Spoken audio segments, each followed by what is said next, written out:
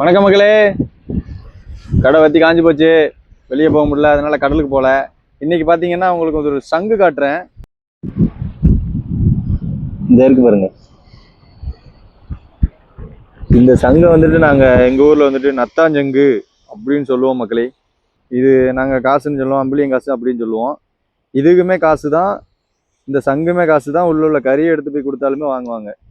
இந்த கறி சாப்பிடாத ஆளே கிடையாது எனக்கு தெரிஞ்சு எங்கள் ஊரில் உள்ள பெண்கள் வந்துட்டு பாசி எடுப்பாங்க. இந்த மாதிரி சங்குகள் இதெல்லாம் எடுத்துகிட்டு போய் க்ளீன் பண்ணி கம்பெனியில் கொடுப்பாங்க. இந்த சங்கு எல்லா நாளும் கிடைக்குமான்னு பார்த்தீங்கன்னா எல்லா நாளும் கிடைக்காது. காற்றை பொறுத்து இருக்குது. வாடகை காற்று வந்துடுச்சுன்னா கடலுக்கே போக முடியாது. அந்த டைமில் இதை எடுக்கவே முடியாது. இருக்காம பாருங்க, புளிஞ்சிக்கிட்டு